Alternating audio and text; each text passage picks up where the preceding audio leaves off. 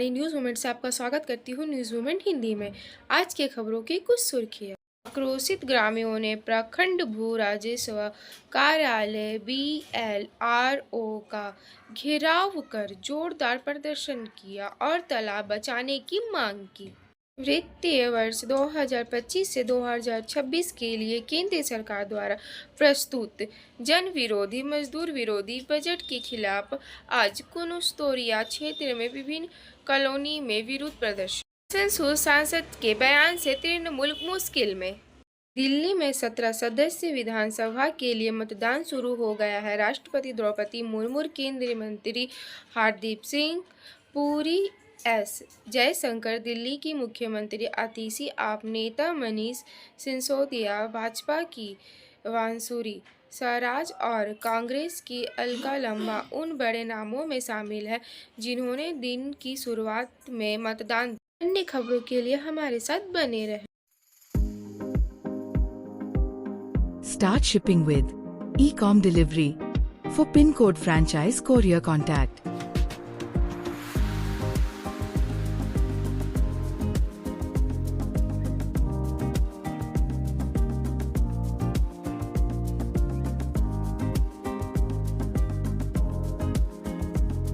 please contact 977403017593 1908857 to 7585971093.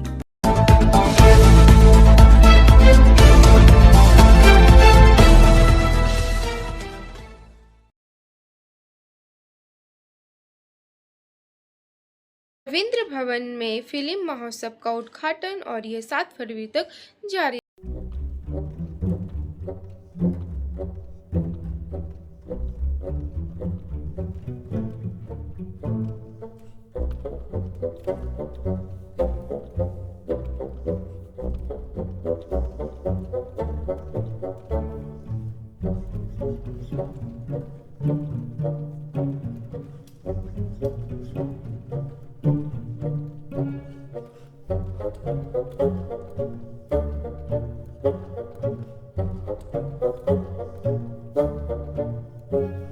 लोगों को शिल्पांचल रत्न से सम्मानित किया गया, जैसे नवीन चंद्र सिंह, वरिष्ठ शिक्षक देवव्रत घोष, कलाकार और पवीर रक्तदान योजनाकार।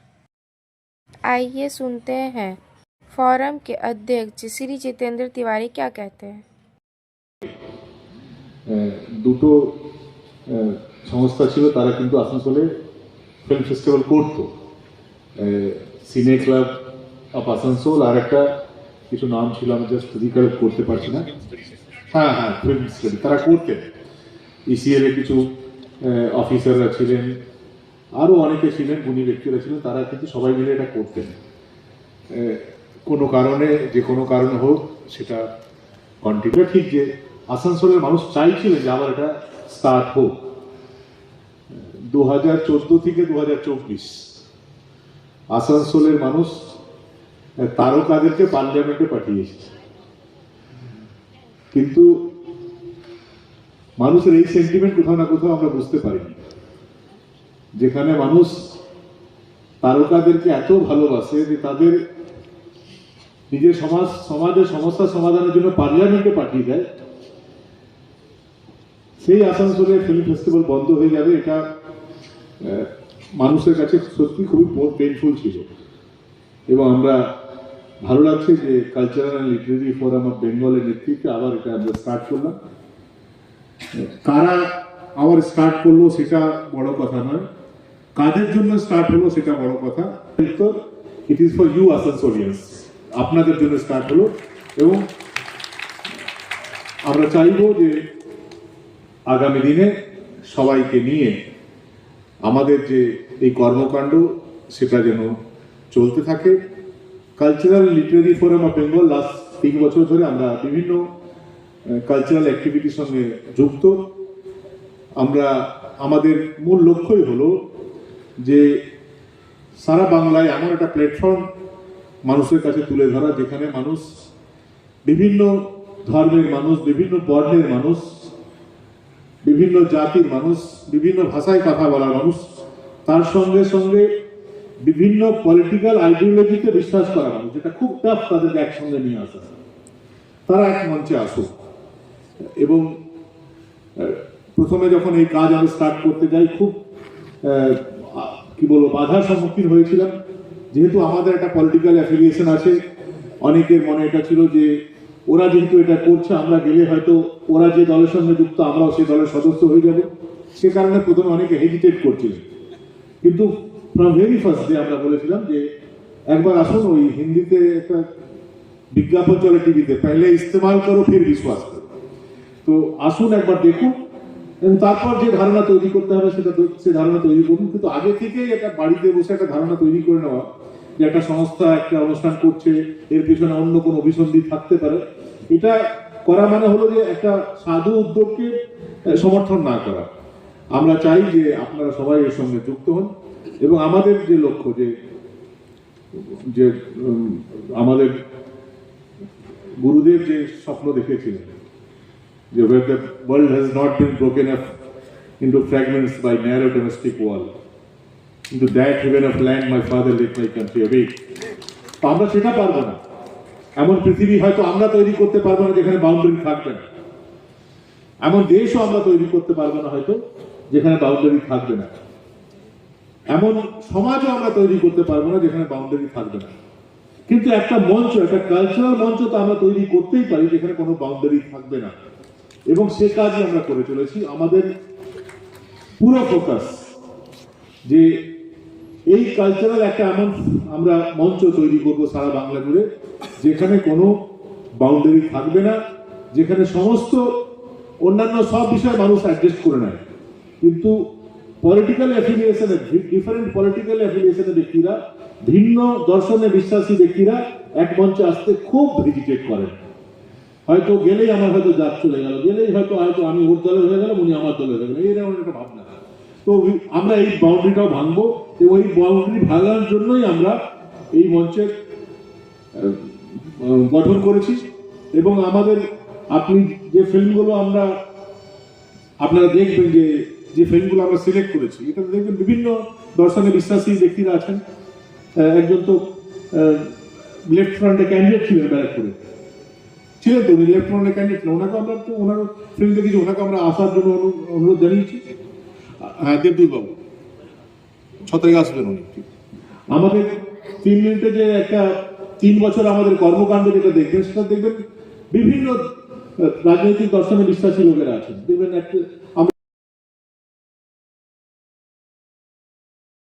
पटना पुरी पटना साप्ताहिक एक्सप्रेस स्पेशल ट्रेन का परिचालन।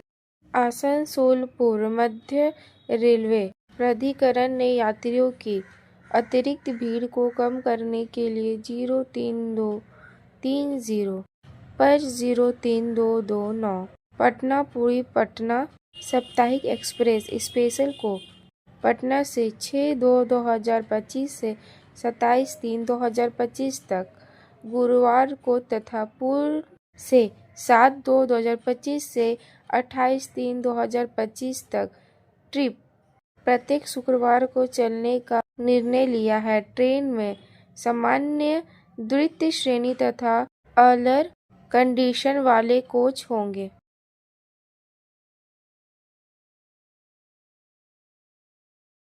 सालतोड़ ग्राम पंचायत के पारबेलिया हाटतल स्थित श्री साल हनुमान मंदिर का 13वां वार्षिक अनुष्ठान बुधवार 5 फरवरी को आयोजित किया गया। कार्यकारी संपादक विकास प्रसाद की रिपोर्ट के अनुसार इस अवसर पर रैली की शोभा यात्रा निकाली गई, जिसमें 100 से अधिक महिला पुरुष श्रद्धालुओं ने भाग लिया।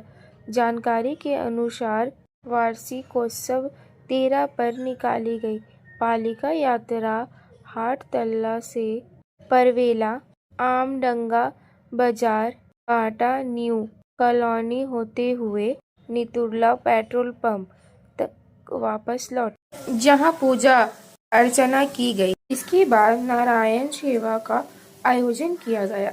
इस दौरान मंदिर के पुजारी रघुनंदन पांडेय ने बताया कि 5 फरवरी 2012 को स्थापना के बाद से ही मंदिर में सुबह शाम पूजा अर्चना व प्रसाद वितरण किया जा रहा है। बड़ी संख्या में श्रद्धालु जुटते हैं और प्रसाद ग्रहण करते हैं। मौके पर मुकेश सिंह, मदन प्रसाद वर्मा, चंचल गौरव, राजेश साव, पवन ठाकुर, सिकंदर सिंह, नीलम पांड्या, सुनीता राज पंडित, पिंकी साव, अनिल देवी व प्रति पांडे समेत अन्य मौजूद थे। अवसर पर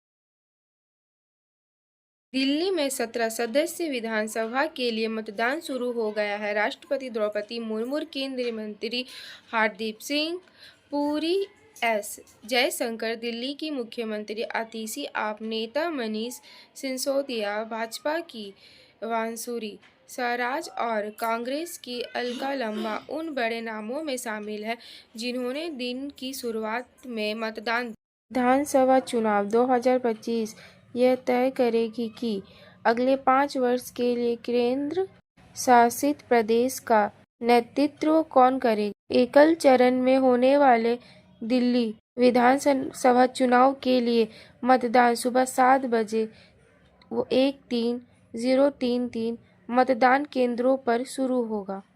आम आदमी पार्टी, भारतीय जनता पार्टी, भाजपा और कांग्रेस के बीच त्रिकोणीय लड़ाई 8 फरवरी को विधानसभा चुनाव के नतीजों के साथ खत्म हो जाएगी। दूसरी ओर दिल्ली विधानसभा चुनाव 2025 में विवाद देखने को मिला क्योंकि भाजपा ने आप पर बुर्का पहनकर महिलाओं को फर्जी मतदान की सुविधा देने का आरोप लगाया। पार्टी कार्यकर्ता ने दावा किया कि कई मतदान केंद्रों पर फर्जी वोट डाले गए और उन्होंने चुनाव आयोग से सख्त कार्रवाई करने का आग्रह किया है। इस बीच मतदान अधिकारियों ने आश्वासन दिया है कि किसी भी अनियमितता को रोकने के लिए आवश्यक सत्यापन उपाय किया गया है। अथॉरिटीज ने अभी तक आरोपों का जवाब नहीं दिया है। चुनाव आयोग के अनुसार मतदान सुबह 7 बजे शुरू हुआ और 17:77 मतदान केंद्रों पर शाम 6 बजे तक चलेगा। लगभग 1.56 करोड़ पात्र मतदान इस प्रतियोगिता में दिल्ली के राजनीतिक भविष्य का फैसला करने के लिए तैयार है, जो शहर के शासन को नया रूप दे सकता है। आधिकारिक आंकड़ों के अनुसार सुबह 11 बजे तक 19.95% मतदाताओं ने अपने मत डाले थे। सबसे अधिक मतदान उत्तर पूर्व दिल्ली में 24.87% दर्ज किए गए, जिसमें बाबरपुर निर्वाचन क्षेत्र में 31.30% सबसे आगे रहा।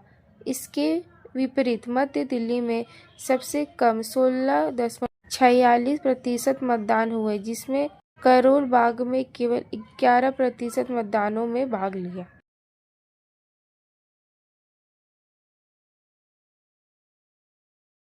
ईसीएल झांझरा के एमआईसी में काम करते समय मजदूर की मौत।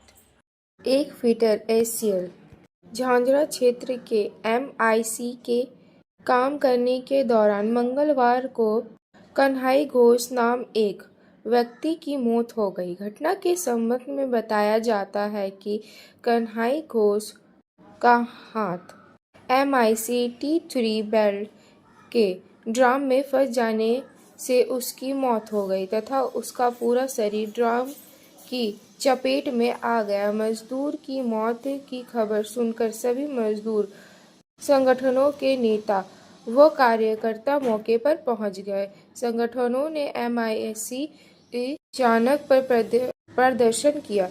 मजदूर नेताओं का आरोप है कि करीब एक साल में खदान हादसों में 3 से 5 लोगों की मौत हो चुकी है। इसके बाद भी प्रबंध सुरक्षा के मुद्दे पर कोई ध्यान नहीं दे रहा है। कोयला सभागार में हुई वार्ता में मृतक श्रमिक को मुआवजा देने के संबंध में विधायक, श्रमिक नेताओं एवं झांझरा प्रबंधन के साथ हुई बैठक में मृतक श्रमिक के आश्रित पुत्र के 18 वर्ष की आयु होने तक मृतक की पत्नी को हर माह लगभग 65,000 रुपए की राशि देने सहित समस्त मुआवजा देने पर सहमति बनी।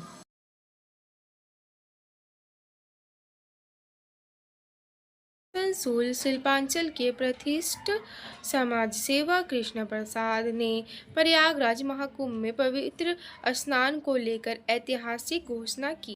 वीनू श्रीवास्तव की रिपोर्ट के अनुसार पश्चिम बर्धमान जिले के श्रद्धालु भी प्रयागराज में पवित्र स्नान कर सके, इसके प्रबंध के लिए उन्होंने कहा कि पश्चिम बर्धमान जिले के कुल 9 विधानसभा क्षेत्रों में 2-2 बसें खोली जाएगी। उन्होंने कहा कि सभी श्रद्धालुओं को पूरी सुरक्षा के बीच पश्चिम बर्धमान जिले से प्रयागराज ले जाया जाएगा, वहां स्नान की व्यवस्था की जाएगी। इसके बाद सभी को सुरक्षित पश्चिम बर्धमान वापस लाया जाएगा। उन्होंने कहा कि इस संबंध में वे भारत के प्रधानमंत्री, उत्तर प्रदेश के मुख्यमंत्री, केंद्रीय रेल मंत्री, रेल बोर्ड के चेयरमैन और आसनसोल रेल मंडल के DRM को पत्र लिखेंगे। कृष्णा प्रसाद ने बताया कि इस यात्रा में 21 वर्ष से 55 वर्ष तक के लोगों की ही भाग ले सकते हैं। इससे पहले 20 से 21 और 22 फरवरी को विभिन्न धार्मिक अनुष्ठानों का आयोजन किया जाएगा। उन्होंने बताया कि ये यात्रा 22 फरवरी के दोपहर आसनसोल से प्रसिद्ध मां घाघर बूढ़ी मंदिर परिसर से शुरू होगी। आसनसोल में 3 दिवसीय धार्मिक अनुष्ठान का आयोजन किया जाएगा, जो 20 फरवरी से 22 फरवरी तक चलेगा। मौके पर पुरोहितों द्वारा यज्ञ का आयोजन किया जाएगा। उन्होंने 2 हेल्पलाइन नंबर भी जारी किया है। यहाँ नंबर है 9933016505 और 9933020574। ये दोनों ही व्हाट्सएप नंबर है और इस पर भी कोई भी व्यक्ति महाकुंभ में जाने के लिए संपर्क कर सकता है।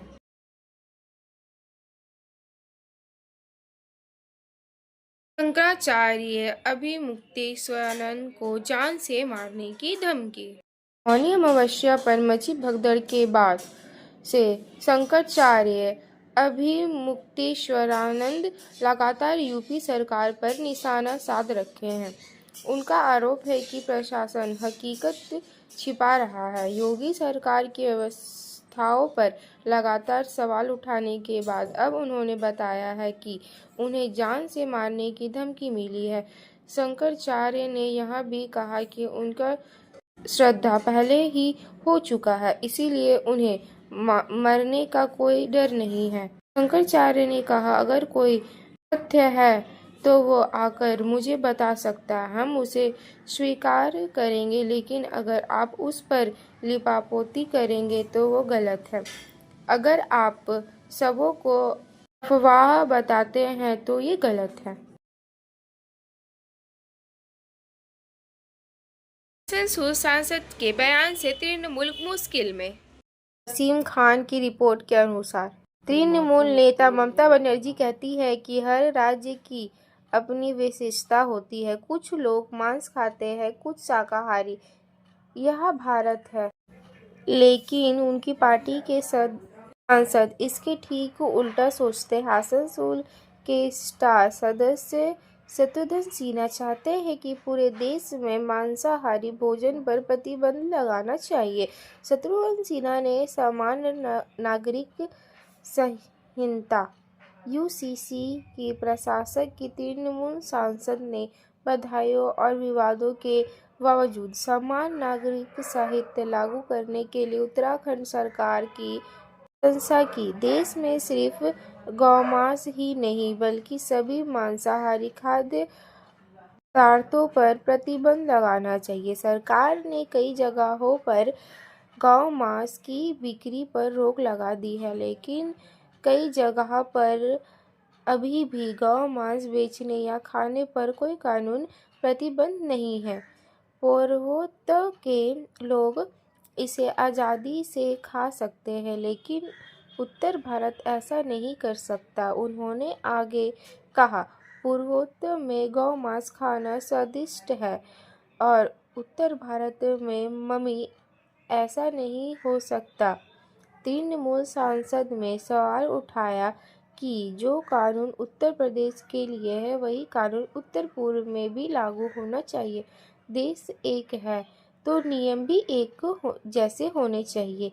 नए नियमों के तहत लिव इन में रहने के लिए जोड़े को लगभग शादी की तरह ही पंजीकरण में जुड़ना होगा। अगर आप नियमों का पालन नहीं करते हैं या पंजीकरण के दौरान कोई गलत जानकारी देते हैं तो आपको जेल जाना पड़ सकता है।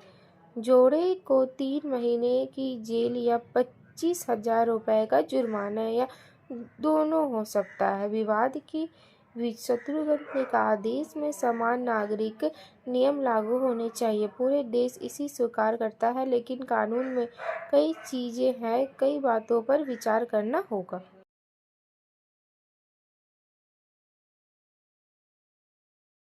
वित्तीय वर्ष 2025 से 2026 के लिए केंद्र सरकार द्वारा प्रस्तुत जन विरोधी, मजदूर विरोधी बजट के खिलाफ आज कुनुस्तोरिया क्षेत्र में विभिन्न कॉलोनी में विरोध प्रदर्शन। बैठकों में CMSI सीटू की महासचिव वंश गोपाल चौधरी, कुनुस्तोरिया क्षेत्र के संयोजक कामरेड कलीमुद्दीन अंसारी, मालनक मंडल शंभू चौधरी, सुब्रत सिद्धांत, उज्जवल मुखर्जी, असगर औल, हिरेन मंडल, संजय मंडल, नासिर मलियान और अन्य कोयला में उपस्थित थे। आइए सुनते हैं वक्ता क्या कहते हैं। सरकार जो केंद्रीय बजट पेश करती है वो केंद्रीय बजट पेश हुआ है और केंद्रीय बजट पेश होने के बाद पूरे मीडिया में छाया हुआ है कि मिडिल क्लास को, जो चाकरीजीवी लोग हैं, जो सर्विस सेवा करते हैं, उनको टैक्स में भारी छूट दी गई। हम लोग ये भी सुने हैं कि 12 लाख तक हम लोगों को टैक्स में छूट दिया गया। जो समय सीमा है आय का वो 12 लाख रुपया कर दिया गया। हम लोग ये सुने हैं और मीडिया इसको काफी प्रचार कर रही है कि मिडिल क्लास को, जो चाकरीजीवी लोग हैं, उनको काफी रियायत दिया गया है। लेकिन दूसरा पहलू हम लोग को देखने की जरूरत है। हम लोग जानते हैं जब कोई पूजा आता है तो पूजा के समय में जो पाठा बलि होता है, पाठा को बलि का पहले काफी खिलाया पिलाया नहलाया धुलाया जाता है। तो इसी तरह ये बजट पेश किया गया। नौकरियों को खत्म करने वाली ये बजट है, इसलिए इस बजट को विरोधिता करते हैं। हम लोग जानते हैं ये बजट हमारा देश के आवाम के लिए विरोध है, ये विरोधाभास बजट है, इसलिए हम इस बजट को विरोध करते हैं। साथ ही इस बजट में जो प्रोविजन रखा गया है उसके खिलाफ हम लोग 20 अप्रैल को ब्रिगेड जाएंगे। ब्रिगेड का डाक आज 4 संगठन द्वारा ब्रिगेड का आवाज दिया गया है। उस 4 संगठन में कौन कौन है? CI2 है, खेतिहर मजदूर संगठन है, किसान संगठन है और बस्ती संगठन है। ये 4 संगठन मिलकर के ब्रिगेड का आवाज दिया है। 20 अप्रैल को ब्रिगेड में एक बड़ा सभा होगा। इस सभा का उद्देश्य क्या है? उद्देश्य ये है, CI2 उसमें इसलिए शामिल है कि देश की तमाम जो श्रमिक हैं और जो जहां श्रमिक काम करते हैं उन तमाम श्रमिक के काम के जगह को प्राइवेट करने का जो प्रोविजन रखा गया उसके लिए ये ब्रिगेड है। ये तमाम किसानों को जो प्रताड़ित इस बजट के माध्यम से किया गया है, ये किसान सभा इसलिए उस ब्रिगेड का हिस्सेदारी है। वो ब्रिगेड का आवाज दिया है कि हम जो किसान हैं, हम जो अन्नदाता हैं, अन्न हम सब देश के तमाम आवाम तक पहुंचाते हैं, उनको ये सरकार प्रताड़ित कर रहा है। इसीलिए बजट के विरोध में 20 अप्रैल को ब्रिगेड किसान सभा की तरफ से रखा गया है। जो छोटे छोटे कृषक हैं, जो छोटे छोटे किसान हैं, उस किसानों को भी इस बजट में एमएसपी का प्रावधान नहीं रखा गया। इसीलिए वो किसान सभा की ओर से 20 अप्रैल को ब्रिगेड समावेश का आवाज दिया गया है। बस्ती उन्नयन संगठन, जो गरीब लोग बस्ती में रहते हैं, झुग्गी झुग्गी में रहते हैं, उनके लिए इस बजट में कुछ नहीं है। उनको आज प्राइस राइज, जो महंगाई दिन प्रतिदिन बढ़ती जा रही है, उस महंगाई को किस तरह कम किया जाए, इस बजट में उसका खाका कहीं नहीं देखा गया। इसलिए जो बस्ती में रहने वाले लोग हैं, जो गरीब लोग, दुर्गापुर स्टेशन का होगा गया क्लब, 20 करोड़ से बनेगा goods shed. Asansol DRM Chetnanand Singh ने सोमवार को कहा कि आसनसोल स्टेशन पर यात्री सुविधाएं बढ़ाई जाएगी। दुर्गापुर स्टेशन का कार्यकल्प किया जाएगा और 20 करोड़ रुपए में गुड्स शेड बनाया जाएगा। अंडार और सैंथेलिया के बीच जल्द ही नई मेमू ट्रेन चलाएगी। Multi tracking project Raniganj station से होकर गुजरेगा, इसीलिए वहां भी काफ़ी काम होगा। रेलवे की जमीन से अतिक्रमण हटाने में आ रही बाधा के सवाल पर उन्होंने कहा कि जबरदस्ती कुछ नहीं किया जाएगा, जो भी विवाद है उसे बातचीत से सुलझाया जाएगा। डीआरएम ने बताया कि दुर्गापुर रेलवे स्टेशन बहुत महत्वपूर्ण रेलवे स्टेशन है। यहाँ एक गुड्स शेड भी है जहाँ माल की ढुलाई होती है। दुर्गापुर स्टेशन से और ट्रेन चलाने की भी मांग है, लेकिन जगह की कमी के कारण ऐसा संभव नहीं है। 20 करोड़ रुपए से यहाँ नया गुड्स शेड बनाया जाएगा।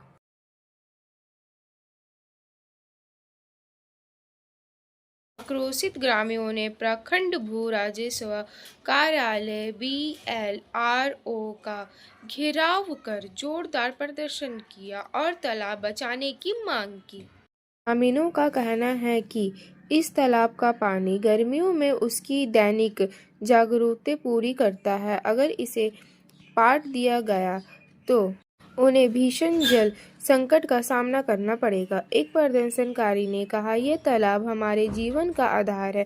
अगर इसे पाट दिया गया तो पानी के लिए भटकना पड़ेगा। प्रशासन को इस पर तत्काल रोक लगानी चाहिए। ग्रामीणों का आरोप है कि कुछ प्रभावशाली लोग तालाब को अवैध रूप से पटाने का प्रयास कर रहे हैं ताकि जमीन का व्यावसायिक उपयोग किया जा सके। प्रदर्शनकारियों ने प्रशासन से तालाब को बचाने और दोषियों के खिलाफ सख्त कानून कार्रवाई करने का मांग की। Please like, share and subscribe and forward YouTube channel News Moment. For more details and for advertisement, contact editor 9563 830285.